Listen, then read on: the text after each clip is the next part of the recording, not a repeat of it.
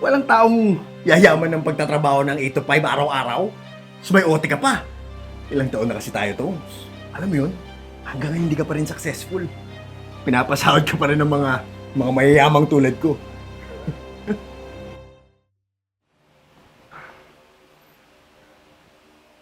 Tones? Yung classmate ko dati na matalino pero pandak. Lang yan, parang walang pinagbago ah. Kano ka na ba katangkad ngayon ha? God! Si David Ravena to. Yung nangungopia lang sa'yo dati. Bakit parang hindi mo ko kilala? Eh, sikat na akong wrestler ngayon. Ah, oo nga pala. Naalala ko na. Eh, paano ba naman di kita maalala ikaw yung laging nagtitrip sa akin? Yung lagi mo akong chini-chicken wing? Armbar bang tawag doon? Sabi ko na nga ba, idol mo ko eh. Armbar. Part na yun ng fighting style ko. Well, apart from fighting inside the ring, di naman sa pagmamayabang ha, mayaman na ako ngayon. Hindi ko na alam kung paano ko gagastosin lahat ng pera ko eh. Miss Amy Sebastian, the store manager here, told everyone na kailangan niya ng partner, investor dito sa store. And ako na talaga yun. Ako na yun. Ang lakas kasi kumita nitong got cakes. Teka, anong ginagawa mo rito? Ito, may meeting lang. Meeting ang puta! Aminin mo na lang kasi, Tones. Nandito ka para mag-apply ng trabaho. Well, since magiging part din naman ako ng store na to, at magiging boss mo rin naman ako, hayaan mo ako na bahala sa'yo. Ngayon pa lang tanggap ka na. O ano, believe ka na ba sa akin? Hindi ko kailangan mag-aral, hindi ko kailangan ng diploma. Madiskarte kasi ako, Tones. Hindi lang to yung mapapala mo. Pag madiskarte ka, marami na rin akong businesses ngayon. 3 million a month.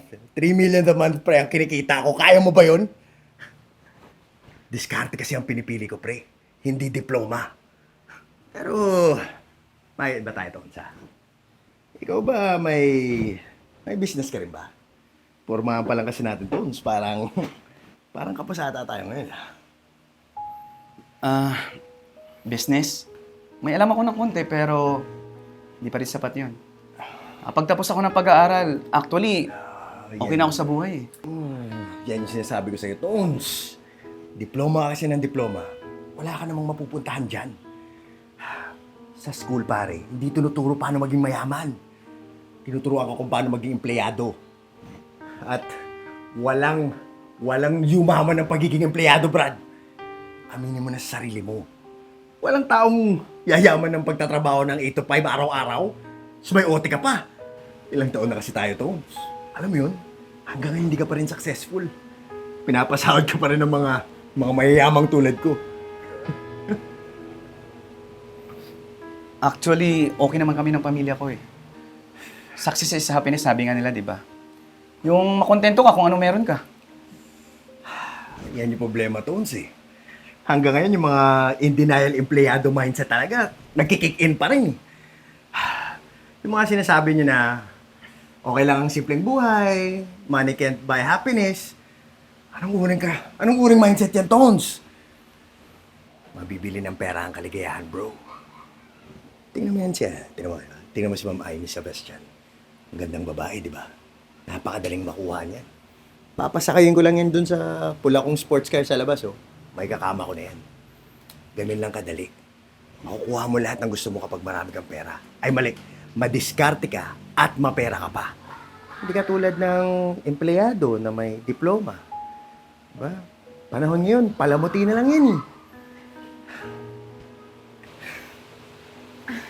Mga sir, andito na pala si Sir Almer. Nakita na pala kayo. Sir Dave, meet my boss, Attorney Tons. Isang sikat na CPA lawyer dito sa Pilipinas. And siya lang din naman ang may-ari ng store na ito. And he also have more branches dito sa iba't ibang lugar ng Pilipinas. Ano ba naman, Tones? Bigati ka pala, hindi mo man lang sinasabi sa akin. Alam mo, I think we should hang out. Yung mga mayayaman kasi, di ba, laging nagsasama yan, nagba-brainstorm. Oo nga pala, matagal na kami mag-aalala ni Attorney Tones. Close nga kami. Close tayo, di ba? Attorney, si Sir Dave nga pala. Siya yung gusto mag-business partner at mag-invest dito sa store. Yes, sabi nga niya. Well, I don't think about it. Dahil ayaw kong makipagtrabaho sa mga taong walang respeto. Dahil napaka-importante pa rin yung manners. Dahil yung elementary tayo, sa character education yan. Lang nga, parang hindi ako pumasok nun ah. Alam mo, sir, very importante pa rin yung diploma. Dahil kapag may diploma ka at diskarte, mas malakas ka. Ah, by the way nga pala, sir, si Jay, isa siyang teacher. Pumapasok siya pag umaga and then paghapon dito, nasa store siya. Pasensya ka na, Brad ah. Sorry. Pasensya ka na, attorney ah. Hindi ko naman intention magmayabang eh. Pasensya ka na talaga. Okay lang yun, sir. Para may dagdag kaalaman ka dahil may kulang. Ah, I think wala na tayo pag-usapan. Tsaka hindi mo na rin makukuha yung partnership dahil wala nang slot. Sir, pwede na po tayo umalis. Malas naman.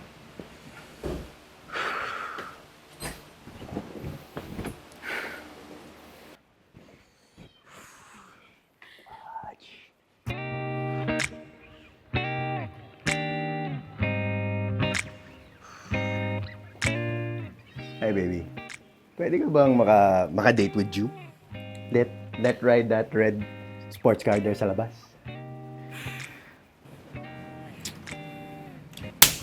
Bastos ka! Mali-mali naman English mo eh. Bobo.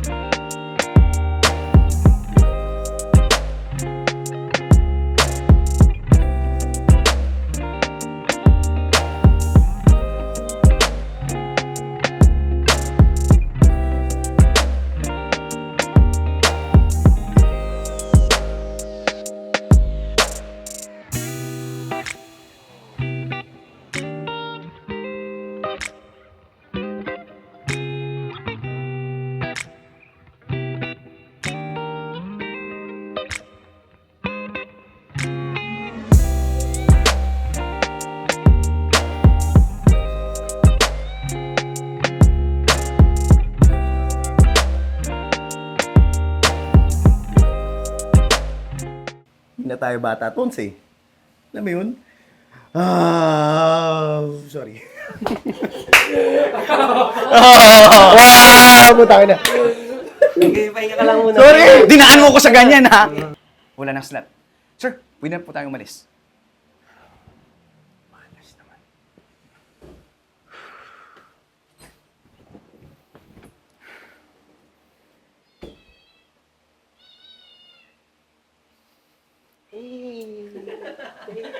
Mapapala dyan eh. Hindi ka naman tuturuan maging mayaman ng diploma mo. Aminin mo na, Tons. Walang taong nagtatrabaho ng 8 to 5, nag-OT pa, na yumaman na tulad ng yaman ko. Hindi ko na alam sasabihin ko. Sorry. May kulang pa rin, sorry. Bastos ka!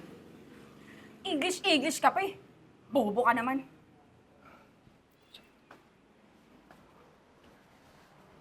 Wait, stop. Stop ulit. Uy! Mali yung sinabi Wrong niya. grammar. Di ba? Oh, yung dapat. Bastos sinabi mo. Mali-mali naman ang English mo. Bobo. Ah, okay. Sorry. Sampal pa ulit. Lakas ha, lakas. Ayan sa akin yung... Wait, Tons, wag ka dyan. Kita ka dyan.